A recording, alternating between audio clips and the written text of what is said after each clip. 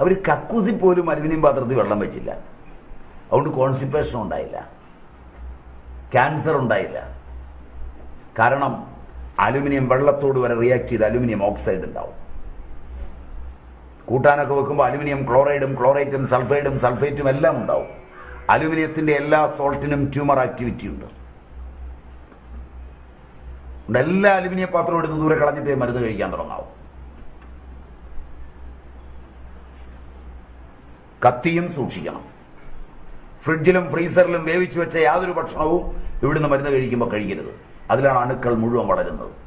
Human papilloma വൈറസും human immuno വൈറസും human child വൈറസും ഹ്യൂമൻ ബർ വൈറസും എല്ലാം തണുപ്പിലുണ്ടാകുന്നതാണ്. അമേരിക്കയും ഇംഗ്ലണ്ടിനെയും വറപ്പിച്ച എല്ലാ വൈറസുകളും ഇന്ന് ഇന്ത്യയിലുണ്ട്. AC-യിലെ ജീവിതവും തണുത്ത ഈ ആഹാര ഉപയോഗവും എല്ലാം നിങ്ങളെ വൈറസുകളുടെ പിടിയിലാണ് എത്തിച്ചിരിക്കുന്നത്.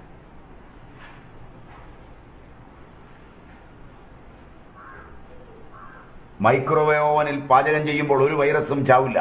അതുകൊണ്ട് അവയും ഉപയോഗിക്കരുത്. ടെസ്റ്റ് ചെയ്ത് നോക്കാൻ നിങ്ങൾക്ക്. മൈദ തുടരുത്. ഗോതമ്പിന്റെ തവിടുമുമയും കളഞ്ഞ് അലോക്സാൻ എന്ന കെമിക്കൽ ചേർത്ത് സോഫ്റ്റ് ആക്കുന്ന മൈദ മാരകമായ ആരോഗ്യ പ്രശ്നങ്ങൾ ഉണ്ടാക്കുന്നതാണ്. അരിപ്പൊടി, പുട്ടുപൊടി ഇവയെല്ലാം അലോക്സാൻ ചേർന്നാണ് വരുന്നത്. മൈദ മാത്രമല്ല, ബീറ്റാ കോശങ്ങളെ ബാധിക്കുന്നതും ടൈപ്പ് 1 പ്രമേഹം ചെറുപ്പത്തിലെ ഉണ്ടാകുന്നതും pituitary adenoma, glioma, mixed glioma, glioblastoma മുതലായ രോഗങ്ങൾ ഉണ്ടാക്കുന്നതുമാണ് ഈ സാധനം. മൈദയുടെ പൂർണ്ണാവതാരമാണ് പൊറോട്ട. പൊറോട്ട തിന്നുന്നെങ്കിൽ ഇവിടുത്തെ മരുന്ന് വാങ്ങരുത്. മൈദയുടെ അംശാവതാരങ്ങളാണ് bread, bun, cake, biscuit, noodles, സേമിയ, അടപ്രഥമനുള്ള അട, വീട്ടിൽ വറക്കുന്ന എണ്ണമറ്റ കൊണ്ടാട്ടങ്ങൾ, വില കുറച്ച് നിങ്ങൾ പുറത്തുനിന്ന് വാങ്ങിക്കുന്ന കശുവണ്ടി പരിപ്പ്, പാൽപ്പൊടി, വില കുറച്ച് 30 രൂപയ്ക്ക് വാങ്ങുന്ന അടിയന്തരത്തിനും കല്യാണത്തിനും ഉപയോഗിക്കുന്ന ബിരിയാണി റൈസ്, ഇതെല്ലാം മൈദയുടെ വേഷഭൂഷകളാണ്. ഇവയിലേത് കഴിക്കുന്നുണ്ടെങ്കിലും ഇവിടുത്തെ മരുന്ന് വാങ്ങരുത്.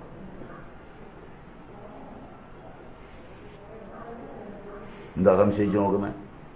കശുവണ്ടി പരിപ്പെന്ന് പറഞ്ഞുകൊണ്ടാ അച്ഛനകത്തുണ്ടാക്കുന്നതാ. ബിരിയാണി റൈസ് അച്ഛനകത്തുണ്ടാക്കുന്നതാ. വെള്ളത്തിലേക്ക് ഇട്ടാൽ നീളും. അല്ലാതെ ഒറിജിനൽ ബസുമതിക്ക് എവിടെയെങ്കിലും പരസ്യം വേണോ? സിനിമാ നടന്മാരുടെ പരസ്യം വേണോ ഒറിജിനൽ ബസുമതിക്ക്?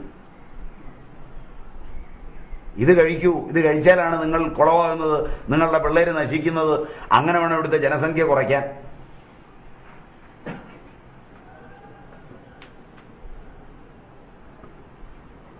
ഇതൊക്കെ തിന്നുന്നവർ ഇവിടുന്ന് മരുന്ന് വാങ്ങരുത്. വലിയ പാടാണെന്ന് മനസ്സിലായില്ലേ? ഇവിടുത്തെ ചികിത്സ വിഷമമാണെന്നെങ്കിലും മനസ്സിലായില്ലേ? പുറപ്പെടുമ്പോൾ വിചാരിച്ചെന്താ, സ്വാമി നുള്ളി എടുക്കുന്ന അക്കി എടുക്കുമെന്നൊക്കെ ആയിരിക്കും വിചാരിച്ചിരിക്കും. ഞാൻ രോഗം നുള്ളി എടുക്കുകയും അക്കി എടുക്കുകയും ഒപ്പിയെടുക്കുകയും മുത്തിയെടുക്കുകയും കെട്ടിപ്പിടിച്ചെടുക്കുകയും തലേക്കാൽ വെച്ചെടുക്കുകയും വെള്ളം കുടഞ്ഞെടുക്കുകയും ഒന്നുമില്ല. ഒരു അഭ്യാസവും എനിക്കില്ല. അതാണ് മറ്റ് സിദ്ധന്മാരിൽ നിന്ന് എനിക്കുള്ള വ്യത്യസ്തത. അതും പറഞ്ഞുതരും, തീർച്ചയായും പറഞ്ഞുതരും. നല്ല സാധനങ്ങൾ കഴിക്കാൻ ഇഷ്ടം പോലെ കിട്ടും. അത് മേടിക്കാനുള്ള യോഗം ഉണ്ടാവും. കണ്ടാൽ തിരിച്ചറിയണം. അതൊക്കെ മാർക്കറ്റിൽ ഇല്ലാതായിട്ടില്ല. ഇല്ലാതായ പിന്നെ ഞാനിവിടെ ഇരുന്ന് പറയല്ലോ. അതിന് കാശ് കൊടുക്കുമ്പോൾ ബാർഗെയിൻ ചെയ്യാതെ മേടിക്കാനും പഠിക്കണം. അത് പറഞ്ഞുതരാം. ആദ്യം കഴിക്കരുതാത്തതാണല്ലോ ആദ്യം പറഞ്ഞുതരേണ്ടത്. നിങ്ങൾ കഴിച്ചുകൊണ്ടിരിക്കുന്നത് ഇതെല്ലാമാണല്ലോ. സിനോട്ട് ഇതെല്ലാമല്ലേ ഇപ്പൊ കഴിച്ചുകൊണ്ടിരിക്കുന്നത്. അതുകൊണ്ട് അതാദ്യം പറഞ്ഞിട്ട് ആയിക്കോട്ടെന്ന് വെച്ചാ, മുട്ടേറ്റ് ചെയ്ത യാതൊരു സാധനവും കഴിക്കരുത്. ഒരു തോട്ടത്തിലെ വാഴ ഒന്നിച്ചു കൊലയ്ക്കും, ഒരു തോട്ടത്തിലെ പൈനാപ്പിൾ ഒന്നിച്ചു കൊലയ്ക്കും. അതൊന്നും മേടിച്ച് ഉപയോഗിക്കരുത്. അത് ഹോർമോണിലാണ്. 27 ദിവസം കൊണ്ടാണ് ഒരു കോഴി പൂർണ്ണ വളർച്ചയെത്തുന്നത്.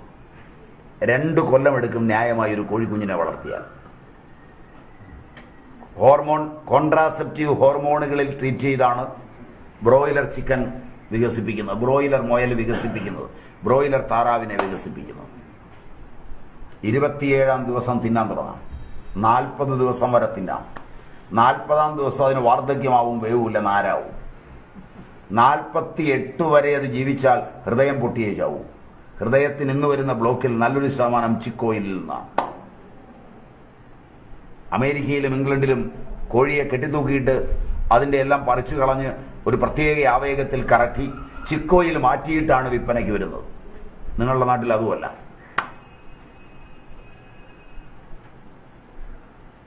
മാരകമാണ് ഈ സാധനം. ഫിഷറീസ് ഡിപ്പാർട്ട്മെന്റ് ഇപ്പോൾ പുതിയ ഗവേഷണത്തിലാണ് ഏർപ്പെട്ടിരിക്കുന്നത്. ഒമേഗ 3 ഓയിൽ ചിക്കൻ വഴി നിങ്ങളിൽ എത്തിക്കുന്നതിന് വേണ്ടി കോഴിക്ക് മത്തി തീറ്റയായി കൊടുത്ത് മത്തിയിലെ ഒമേഗ 3 ഓയിൽ കോഴിയിൽ കയറ്റിയിട്ട് പുതിയ പരീക്ഷണം വരാൻ പോവുക. അത് തിന്നുന്നതോടെ നിങ്ങൾ പൂർണ്ണമായും ചത്തിരിക്കും.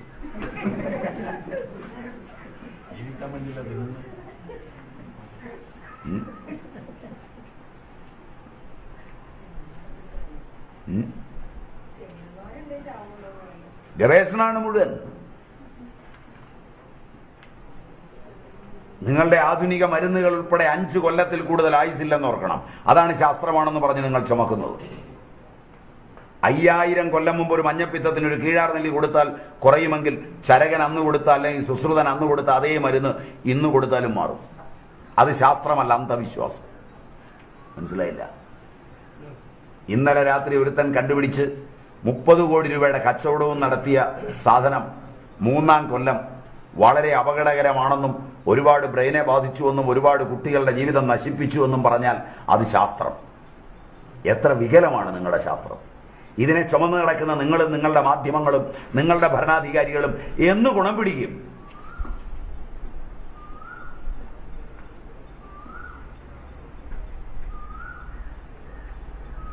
ശരിക്കാലോചിക്കേ.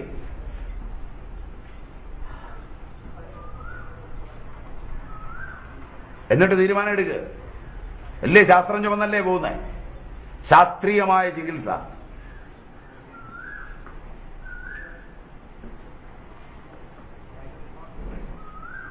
കോഴിയെ തിന്നുമ്പോൾ ഒരുപാട് അപകടമുണ്ട്. അതിന്റെ കോശങ്ങളുടെ വർധനവ് വാർദ്ധക്യത്തിലേക്ക് കൊണ്ടുപോകുന്ന ക്ഷണനേരത്തിലാണ്. 2 കൊല്ലം യൗവനമെടുക്കാൻ പ്രായമാകുന്ന കോഴി,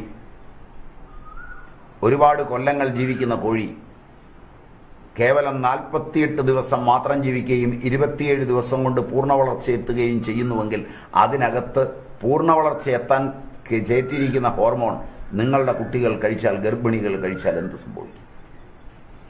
ആ ഹോർമോൺ എവിടെ പ്രവർത്തിക്കും?